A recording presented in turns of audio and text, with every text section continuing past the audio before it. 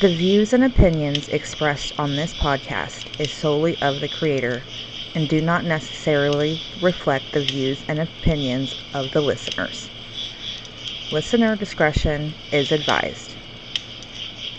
ChatGPT and AI technologies were not used or harmed during the creation of this podcast.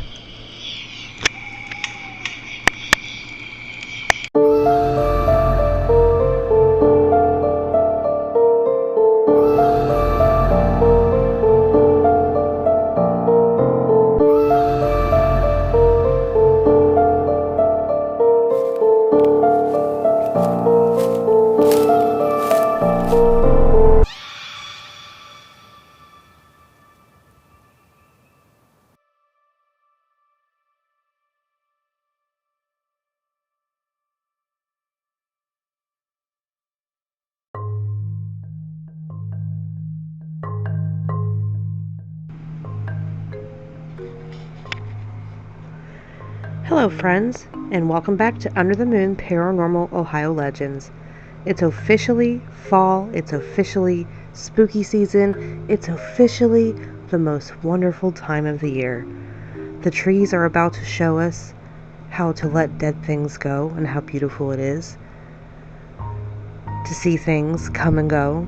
Letting go. It's a big part of life, and that's what fall's all about.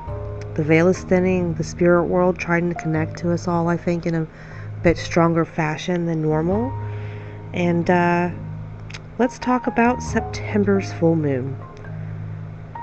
Now that the fall equinox is fully underway, the crispness of the autumn air is not only here to replace the humidity and the summer temperatures, but also signifies the beginning of Libra season.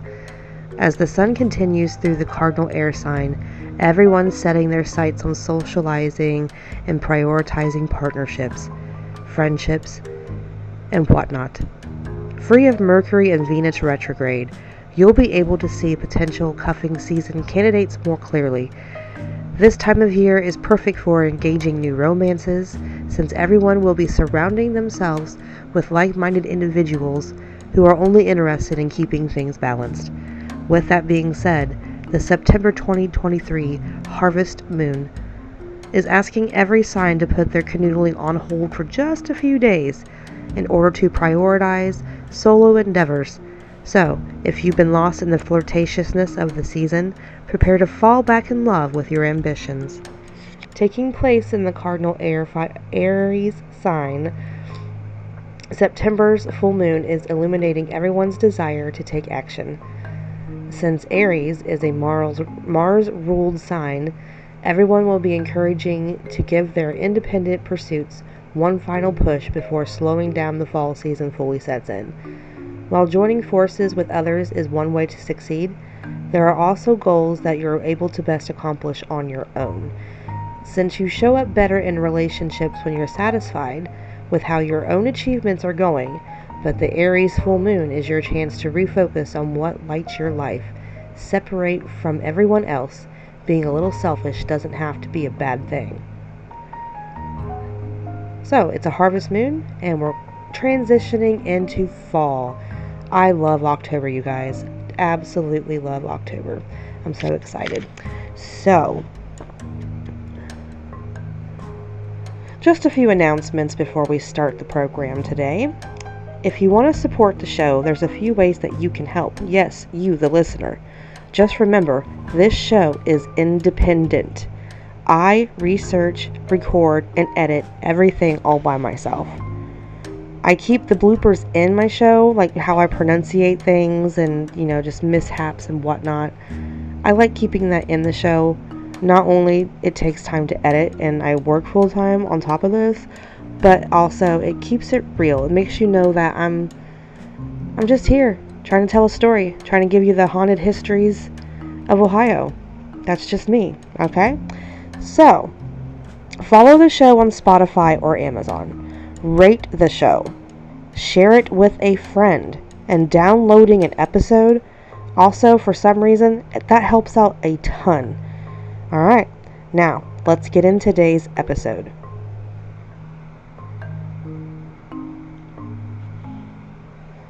In this episode, I'm talking all about castles and cryptids.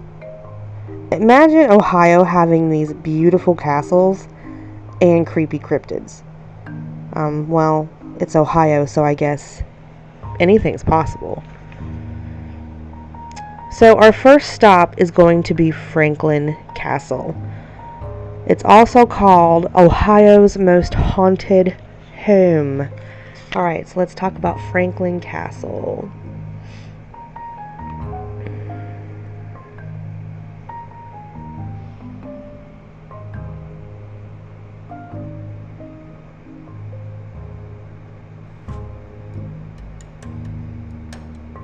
Franklin Castle, known as Tiedemann Castle, was built in 1864. Started off on the right foot, as it was a made-to-order custom dream home of the wealthy Haynes and Lewis Franklin, who were very successful in the wholesale grocery and wine business. However, in 1881, members of the Franklin family began to die under mysterious circumstances, the first one being a 15-year-old daughter, Emma, and Haynes' 84-year-old mother. In 1883, 3 more of Franklin's children supposedly died of some illnesses, though the neighbors suspected something more sinister at the time. All these deaths devastated Lewis, who was very, very distraught and didn't deal with it very well. She put all her energy into improving the mansion with hidden rooms and turrets. The other oddities that can be seen now in the present mansion after Louise died, Haynes sold the mansion, remarried, and moved away. In 1913, the mansion was bought by the German Socialist Party, which used the place solely for meetings and parties for 55 years. And basically no one stayed living there, pretty much, for 55 years, with the exception of one man. In 1968, various families, individuals have owned the Franklin Castle and have experienced annoying to terrifying events. There was a fire in the castle around 2001, caused by a homeless man. The owner at the time was in the process of renovating and repairing the castle, but the damage caused by the fire eventually proved to be too big of an obstacle, so he wound up selling the property to another individual around 2003, who had plans to turn the place into a private club. As he has a sign posted on the front advertising his new coming club, which isn't in existence just yet. So this is a big, beautiful castle. It's 4-story Gothic stone, has 20 rooms with secret passageways, hidden rooms, turrets, gargoyles, and a sports and ballroom on the 4th floor. So a sport room and a ballroom all on the 4th floor. The rooms are filled with beautifully carved paneling and has the original wood plank floors. From where the fire was, I guess they used some of the wood to refurbish a floor.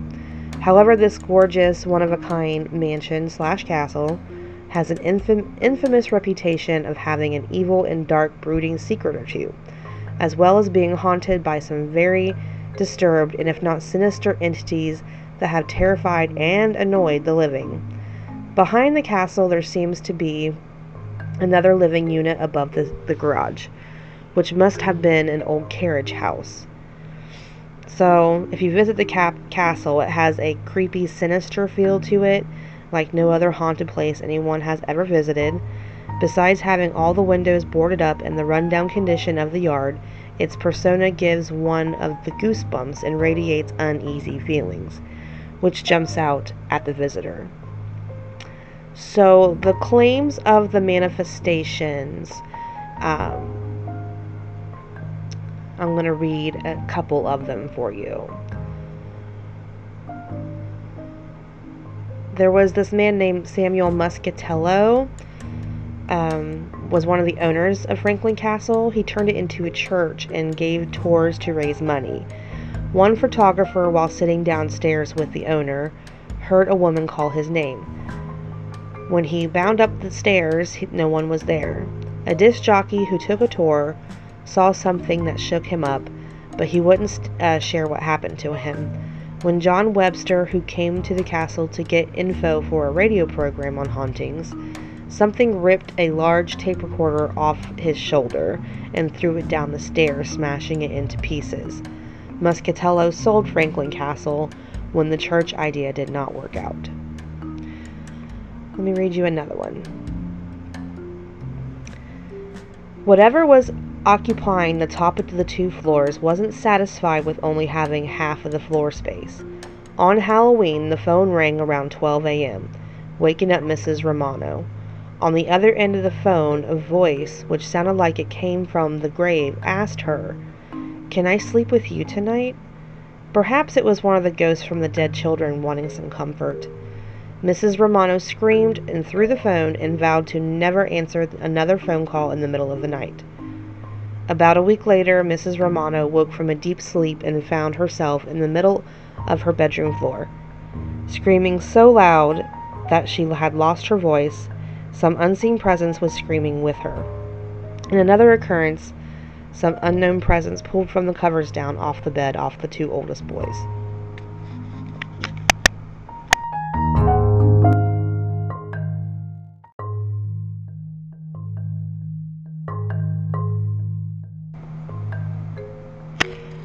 So that was Franklin Castle, and it's located up in Cleveland. Alright, so our next stop on this castle tour is Landol's Castle.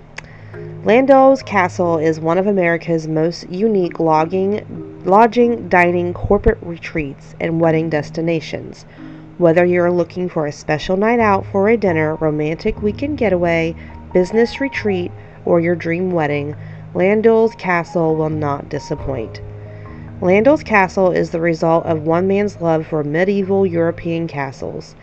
Jim Landel built the suite to be part of his beautiful medieval castle, with the exception of the new 14 guest suites found in the building called the Stables. So, it was truly a labor of love. Jim Landel painted each suite of his castle with his own unique design. Other amenities including mahogany beds, 4 posters, gas fireplaces, continental breakfast, on-site restaurant, the copper mug bar and grill and swimming pool, a garden and miles of trails to commune with nature. Their price range is not for everyone though. It's like between $170 to $185 a night, depending on if you're staying in one of the original suites or one of those more extravagant suites. So, this is a very popular place for weddings and receptions. The staff has gotten it down to a fine art to provide a wonderful experience.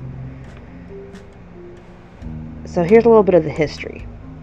In the beginning, this property belonged to the Native Americans that lived here, until they were unceremoniously pushed off of their homeland by the United States government, possibly because of a treaty signed to end the French and Indian War. Land plots in Ohio were first given to immigrants and soldiers and other patriots who fought the Revolutionary War and excelled in some way. Plots were also given to other European immigrants later in the 1800s to encourage settlements in the new lands. During the Revolutionary War, Abraham Macy was one such German immigrant who completed a dangerous mission assigned to him and 7 other by George Washington himself. In order to cover a safe military retreat of Washington's troops across the Delaware River, the 8 men stayed behind in the camp to make noise to fool the British who had surrounded the campsite, but could not see them directly. At daylight, the 8 men slipped away to safety. After the Revolutionary War ended, Abraham was given farmland in the southern Ohio near Columbus. That would probably was once a Native American land. Let's not lie to ourselves here. In the 1850s, a similar homestead program was available to immigrants and others to settle in the new territory of Ohio. A group of French, German, Lutheran immigrants became the new owners of this property. The John Hyde family led this group effort to homestead these wooded acres in such a beautiful spot. Okay. Each family built its own cabin, and as a team, they likely owned Lutheran church. However, a major rift in the church arose over whether to have services in German or in English, as they didn't want to have service for each language. Which, come on, that's bullheaded. The church members who disagreed with that of Mr. Hyde and his group wanted were kicked out of the congregation, were forced to dig up their relatives they buried in the church cemetery and leave this community. The tempers must have been very hot. This punishment, in my opinion, was a little bit overkill, okay? The people who were expelled were probably pretty upset with with the decree with John Hyde. Is it Hyde or Hyde? I think it's Hyde. It's Heyde. Having to leave their homes and start over. Soon after this drastic remedy took place, the church was burnt to the ground. A new church was built in its place, and life continued without expelled members. During the Civil War, wounded soldiers found a place to recover from their wounds in the makeshift hospital located here. At least 2 soldiers died of their wounds and were buried in the church cemetery. Sometime in the late 1800s, that church burnt down again, and this group of German Lutherans left, giving up the homestead of this spot. So at some point in the 20th century, the Landau family bought the 1,000 acres of this forest mountain that rose 1,200 feet, and probably used it for camping, fishing, hunting, and recreation. The land was eventually parceled out to family members who bought 30 acres each. A young Jim was in the military in Europe for 2 years and fell in love with the medieval castles. He vowed to someday he would have the money to build his own. Okay? So after he got out of the military in the 1970s, he had like $5 in his pocket. With the help of his wife Martha and a brother Marty, they built a business that printed and published children's books. In 1996, the Landau Publishing Company was bringing in $1 million a year, making it the second largest printer and publishing of children's books in America. So in 1997, the Landau family sold his flourishing business so that he could build his castle in his retirement, which was a surprise to his wife. So he started with the old barn to make it look elegant in a medieval castle. So in 1999, his wife convinced him to turn the project into a hotel. And neither of them had any experience running any hotels. So without floor plans or blueprints, Jim Landau had a blast creating his medieval castle one room at a time. He used building materials that were found on the property. He knew what to do with all the trees that blew down in this 1990 storm, using it to, pretty much rebuild the hardwood flooring in the cabinets and the doors. He found piles of stones made by the earliest settlers, which had been by the cemetery, and Landau's castle opened to the public as a high-class inn during 2002. So disaster struck. This beautiful, mysterious restaurant caught on fire and burned to the ground. I'm thinking maybe it's in the same spot as the church used to be. Unfortunately, fire insurance that they had bought for it expired days beforehand. Dang. So this fire not only destroyed the building, but the stress of the situation caused a rift in Landau's marriage.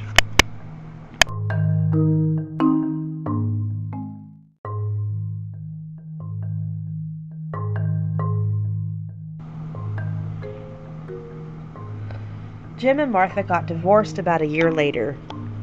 Jim retired, moved away, leaving the hotel to be run by Martha and their son Jimmy, his wife Shayla, and eventually their children. The restaurant was rebuilt. Jimmy was manager in name only and wound up being a cook who no one took seriously. So the property went from being worth $6 million to about $2 million. They needed some help. So along came British chef and TV personality Gordon freaking Ramsay to the rescue. I apologize. My redneck neighbor just pulled up to his house with his motorcycle, so you might hear that in the background. Okay, so Gordon Ramsay came in and made Hell's Kitchen at Landole Castle in Ohio. So that actually helped, turn the place around.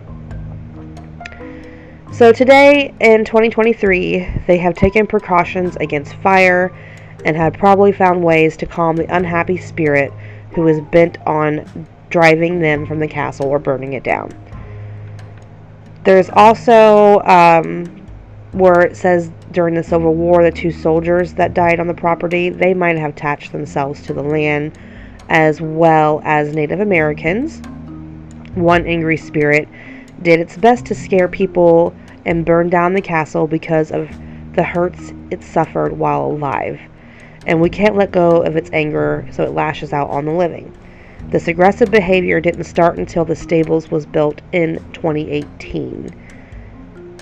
Okay, so we're going to read a couple of manifestations. Samantha's carnage grave was found in the old church cemetery nearby. The see-through apparition of Samantha has been playing in the cemetery wearing a blue dress. This young spirit has been heard laughing and talking in the pool area where the old church once stood. She likes to play in the pool hut and in the hide cabin just down the road from the Landole's castle. The spirit of a young girl is known to say hello to people. Okay, so there is a lady in white at this castle. 3 witnesses have seen her grave in the same description. An artist sat with each witness and drew the individual portraits of this female spirit on what was shared. All 3 pictures looked the same. Her attitude was, let's upset living people and make them leave. Okay. She tried to scare guests out by appearing in their rooms at night. She floated over their beds, glaring at them, and she appeared in front of the restaurant and hotel staff who feel her negativity and tried to scare them too. There are certain rooms that the staff were afraid to visit since then. His or her antics apparently have been working as paranormal investigators were invited to investigate. So you got Civil War soldiers, a little girl, and a lady in white at the Landole Castle. Probably some Native American spirits too, if you would ask me. So that's Landole Castle. That's pretty cool. It was in Hell's Kitchen, right? I didn't know that. Okie dokie. So our last castle we're going to talk about. There's so many freaking castles in Ohio, but only a few are haunted. So we're only talking about the haunted ones. So here we're going to talk about, so we talked about one up north, one in middle Ohio, and now we're going to talk about one in southern Ohio in Cincinnati. We're talking about Loveland Castle. Alright. This castle was built as an expression and reminder of the simple strength and rugged grandeur of the mighty men who lived when knighthood was in flower. It was their knightly zeal of honor, valor, and main purity that lifted mankind out of the moral midnight of the Dark Ages and started toward a gray dawn of human hope. Harry Andrews' labor of love, Chateau La Roque, is the medieval castle replica found along the bank of the Little Miami River. Built of bricks, cement blocks made from milk carton molds, and a lot of stone from the river, it took over 50 years to complete. It took 2,600 sacks of cement, 32,000 quart milk cartons for concrete bricks, and 56,000 pailfuls of stone. The material cost him around $12,000. Besides the castle, Harry built a road down to the castle, flattened and leveled off land around the castle so he could plant an orchard and a garden, put a drain system, dug a moat and a dungeon, and as well as it deemed the safest bomb shelter in Ohio. So during the war, Harry became very ill with meningitis and was thought dead. His girlfriend married someone else. 6 months later, Harry completely recovered and focused his passion of women into castles. So he fixated on the culture and the ideas embraced by knights of old. After the war, Harry toured Europe and soaked in the castles of England and France. When he came home to Ohio, he settled in Loveland, taking a job with the newspaper and getting involved with his church's Boy Scout group. This endeavor of creating the castle began in 1927, when Harry bought some land in Loveland where his troop would go camping and fishing. After 2 years, their tents were in bad shape, so Harry built 2 little stone tents, which would be where the future foundations of two of the towers. This project started out as a hobby in 1929, and the idea of building something that his Boy Scout troop could benefit from, a meeting place for the Knights of the Golden Trail. For 25 years, Harry worked on his castle and related projects part-time. In 1955, he retired and began in earnest to work on the castle full-time. As the Boy Scouts had been using the castle all these years, Harry willed the castle to the Boy Scouts organization, the Knights of the Golden Trail.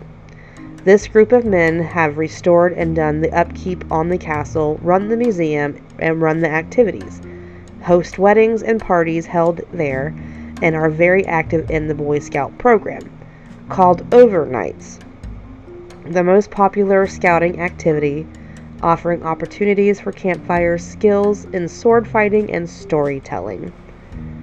Isn't that adorable? I absolutely love the history of Loveland Castle. It's a good idea, right? Why is it haunted? Not willing to leave cherished homes behind as kept entities in this world, unable to let go in order to go to the other side. Mr. Andrews thoroughly enjoyed his life in his castle, where groups of Boy Scouts could stay and participate in activities, his Knights of the Golden Trail, everything that he holds dear. Mr. Andrews also put many hours into creating and growing the garden. Sudden and unexpected death from accidents or illnesses can cause hauntings from entities who died before they were ready. Harry Andrews died in an unexpected, painful accident from burns he received while burning trash or cooking on the roof of the castle.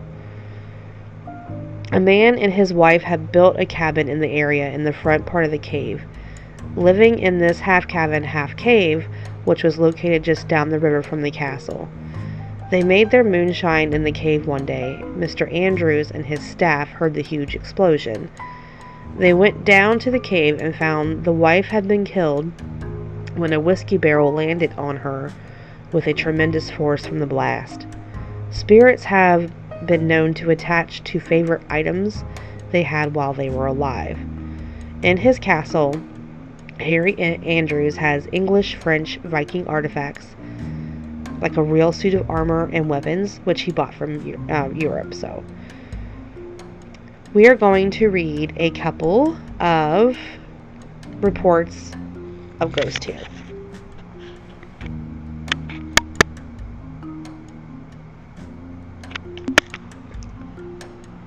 The male entity suspected by some to be Harry Anderson.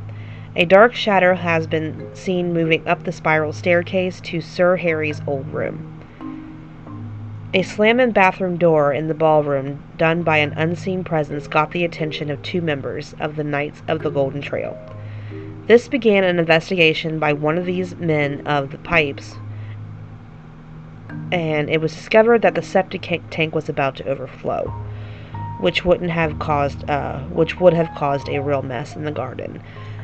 After a long day of working on maintenance at the castle, all the knights and ladies decided to have a little party. As some of them played instruments, they added live music to the festivities. A heavy lamp over a table began to swing in the time of the music. When they stopped playing, the lamp stopped as well. Like an unseen presence, it stopped it. As they continued in their playing, the lamp began to swing again. The lamp would swing during songs that were liked, and still be during songs the presence didn't like. Okay, that was weird. The female entity is thought to be the wife of the moonshiner. Before the street light was put in front, a female entity with long hair would walk across the river and sit in the seats located at the top of the garage. The female entity, described as transparent, whitish apparition dressed in a flowing gown, has been seen walking up the road by porta potties into the garden area before disappearing. The Viking entity perhaps is attached to one of the swords on display. The entity is seen by the north round part of the castle addition, dressed in a long dark cloak, wearing a spiked helmet and carrying a short wide sword across his chest. Probably he was the entity who likes to ring the doorbell or knocks on doors for chuckles. So, those are the top 3 haunted castles in Ohio. So since we're on the kick of Loveland, we're going to transition to the cryptids. But first, we're going to take a quick break for Chico and Luna's Clout Corner.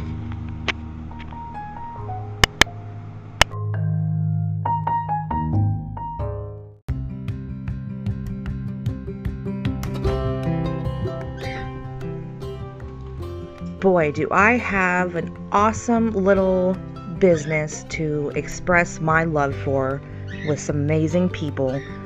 I got Chico here. You hear him in the background. Luna's sitting beside me, and this is Luna and Chico's Clout Corner.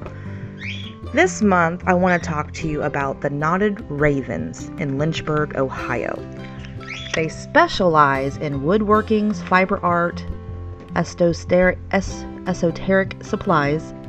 They also help with booking appointments, teachings, monthly circles, amazing community support, and you can catch them all on Facebook, TikTok, YouTube, Instagram. Just search the Knotted Ravens Art and Mystery School in Lynchburg, Ohio.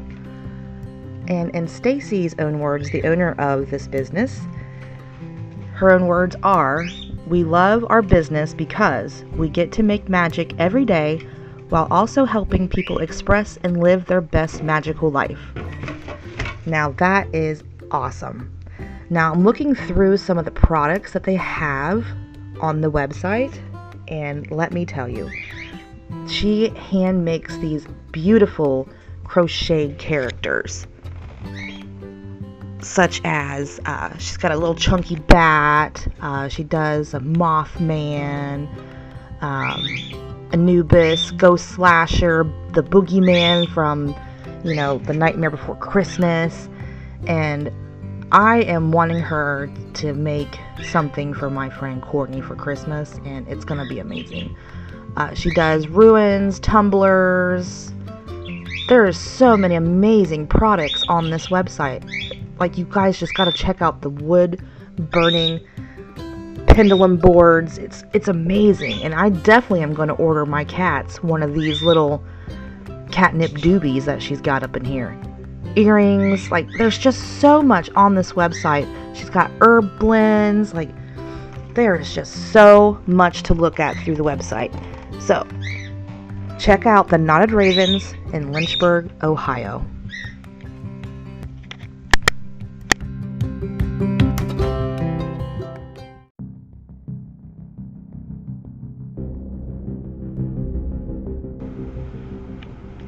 Alright, welcome back. Now, Ohio has quite a few cryptids as well as castles. I mean, a lot of shit happens in Ohio, doesn't it? So I have taken 3 cryptids that I would like to talk about today. Okay? The 4th one is going to be a notable mention for our listener story. Okay, so here we go. The Legend of the Frogmen begins in the early summer of 1955. The exact date is a matter of speculation, but most reports place it in sometime in May. Like any good legend involving monsters, this encounter is typically told in 3 similar but slightly different versions. The first states that the unnamed businessman saw 3 disturbing creatures gathered by the side of the road. He stated that they were 3 to 4 feet tall and covered in leathery skin. The creatures were described as standing erect, bipedal, and having head-shaped faces of frogs. He also stated that they had webbed hands and feet and deep wrinkles on their heads. They appeared to be totally hairless. Other versions have had the same description of the creatures, but one places them sitting on a bridge and the other places them under a bridge. Since this first account does not give an exact location on the road, it is difficult to confirm which specific bridge the reports are meant to describe. The tale is further complicated by local information that puts the man entering or exiting Branch Hill, which is a community bordering the southern end of Loveland. It is worth noting that most of the side roads lead to and from Loveland, especially the bridge area, are not well lit. Due to the landscape and layout of Loveland, Ohio, there are numerous bridges that crisscross the Little Miami River or other tributes in the area. Besides the basic description of the creatures, most interesting detail is that one creature is claimed to have held a cylindrical metal object some described as a wand. It is stated that the creature held this object over its little head and that the object emitted flashes that are sparks or pulses of light. Whether this is a relation to a perceived threat, it is not related to the tale. However, upon seeing this object activated, it is claimed that the businessman fled fearing for his safety. Wow. Anyone else get Lemmy Winks vibes from South Park here in that story? Okay, so once this metal object is introduced into this story, it's easy to see why some have asserted the frogmen were possibly, I don't know, greys or extraterrestrial life forms. Who knows? Let me know. Email me if you have ever seen a frogman. Alright? So, moving on to our next cryptid.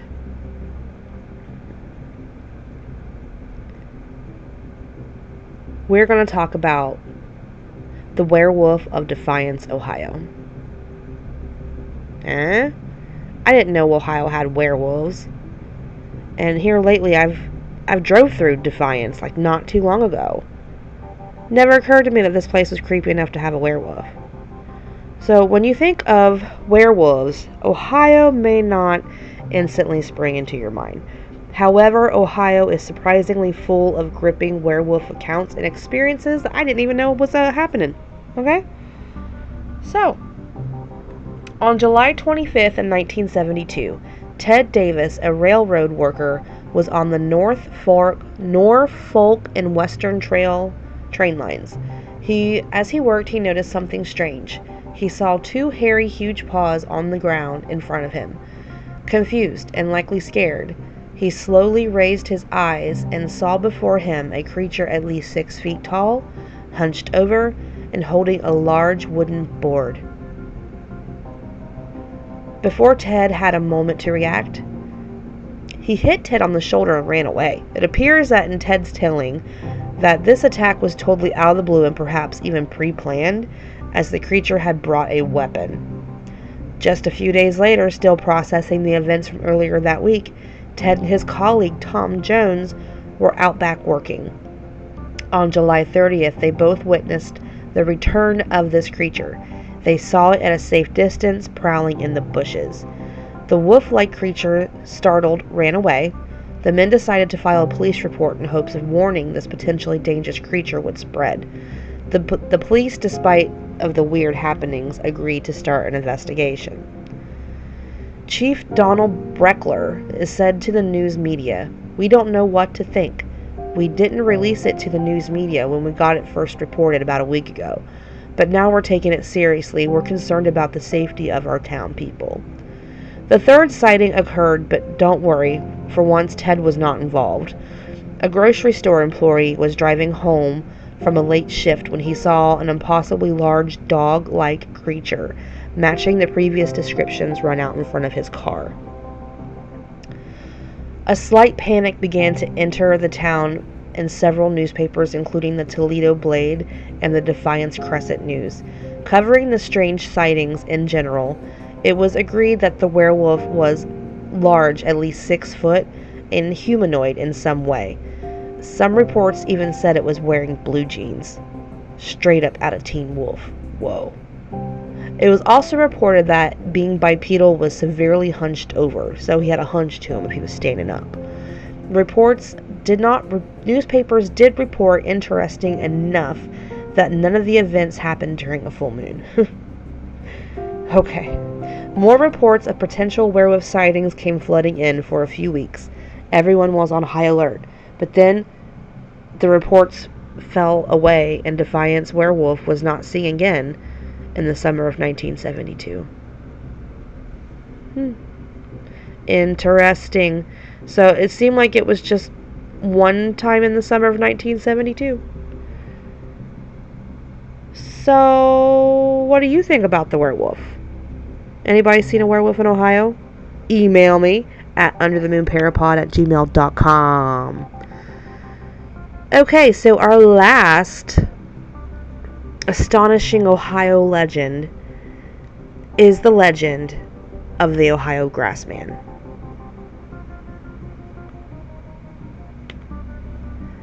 The Ohio Grassman is a legend that has persisted for nearly 150 years in Ohio. The first sighting dating back to 1869. They described the being, which would later become known as the Ohio Grassman, as a large, hairy, bipedal creature that stood at a staggering 9 feet tall. The Grassman is quite similar to Bigfoot based on descriptions alone, as a large, hairy, bipedal creature. However, its behavior and habits set it apart from the typical Bigfoot lore. The Grassman seems to largely eat tall grasses. In fact, that's where the Ohio Grassman gets his name. The Grassman is often seen around farms, especially eating tall grass such as wheats. This is perhaps the reason it is so particular to Ohio, which has quite a bit of farmland. 150 years ago, when the sightings first began, Ohio was quite underpopulated, and there was plenty of water, places to shelter, and even game to hunt. Although it appears that the Grassman's main diet is wheat from other farm products, when these are no longer available, they could hunt game, which is plentiful. In addition to different diets, the Grassmen also seem much more sociable than Bigfoot. Many Grassman sightings include more than one. It is reported that mothers have been seen with baby Grassmen. What do they call them? Sprouts? Little sprouts. One of the most famous sightings took place in 1978 at Evelyn and Hal Clayton's home. The family was enjoying a quiet evening with their children, grandchildren, and a few friends. While Evelyn and Hal were relaxing in their home, when suddenly their children and a few of their friends came screaming through the door, apparently scared to death. They told Evelyn and Hal that they were playing outside and they came across a monster in a gravel pit. Unsure of what to do, but believed the fear of the children, so the pair headed outside and saw a creature covered in dark hair that was about 7 feet tall and around 300 pounds. When asked, Evelyn said the Grassman simply stood there, although she hightailed it out of there quickly after witnessing it. This would not be the last time the Claytons would see this creature, and they reported that they saw it many more times after. Sometimes they would simply smell it, and it had been there as often as left a strong, rotten egg smell whenever it passes through. The Claytons never reported the creature stealing anything, disrupting the family, or acting aggressively, which puts it at odds against similar creatures like the Minerva monster. Whoa, what the fuck's the Minerva monster? That'll be an episode for another time.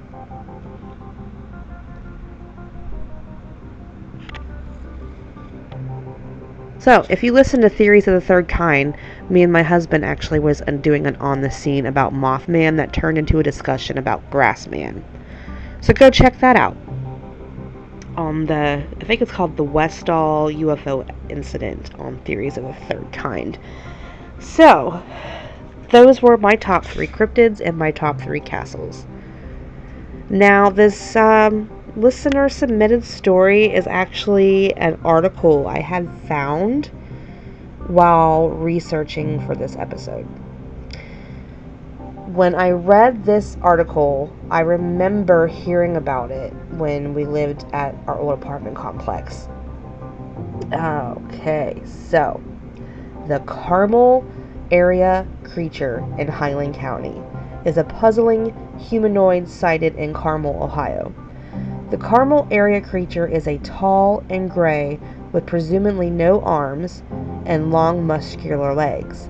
It's bipedal and walks in an odd manner with backward bending knees. The witness, a 60-year-old former Marine, yet to be named, and his wife were driving near Carmel on December 12th in 2014 when they came up over a hill and saw a 7-foot-tall, slender gray creature which is now known as the Carmel Creature. The unnamed witness said the following, quote, "We recently bought a place in the Fort Hill area in southeast Highland County.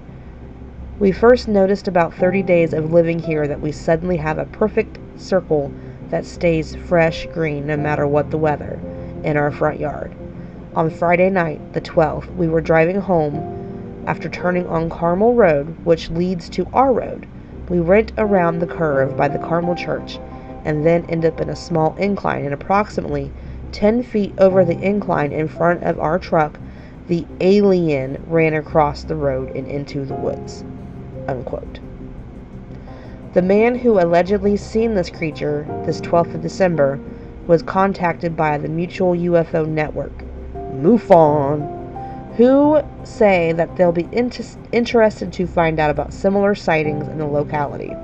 The Highland County Press published the account on the man's bizarre encounter, mentioning it as while driving along Carmel Road in Ohio, that he spotted this great creature.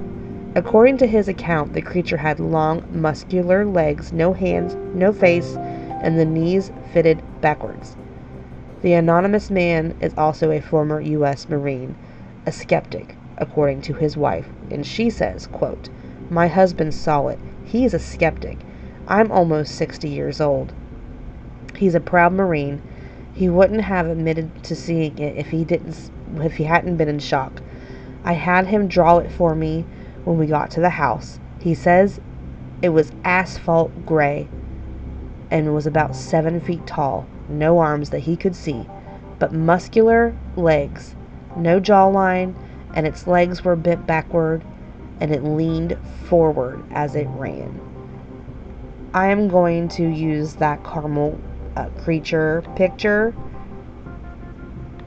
as the thumbnail to the show for this month. Yep, I'm saving that for the thumbnail. Okay, guys, so they're saying that this Carmel Creature is almost like a Modesto nightcrawler or nightwalker. When I lived at this apartment complex, when this happened in Carmel, Ohio, I mean, this is all Highland County, all the same, right? So, where I lived at, it was like at a bike trail that had this big field and a tree line where the woods were. And where my apartment was situated, I had to walk close to this field and bike trail to go do my laundry in the laundry room. One night I was doing laundry, and this had to have been that same year in the winter or just after the new year of that incident. I saw what looked like 2 legs walking. It was just legs, and they look like the, what is it, the Fresco or Modesto Nightcrawlers. It looked like this. There was no hands, there was no torso, there was no head, just legs. And I didn't want to believe it, so I kind of ignored it. I had really young kids. I didn't want to scare them at the time. But looking back on it, I'm like, man, that was like some kind of memory I kind of repressed in my head, I think. And I'm glad researching this made me remember. So yeah, I seen the Carmel Creature. I saw it. I seen it too. Alright, guys. That's the end of this episode. If you enjoyed this episode, please, please, please share it with a friend and rate the show on Spotify. It always helps out a lot when you share and rate the show.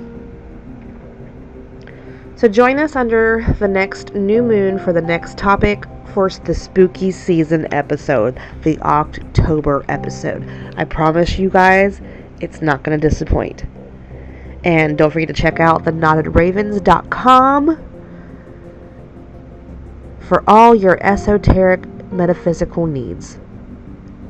And if you need some beats like I got beats to this show, hit up Bradley Yates on all the socials.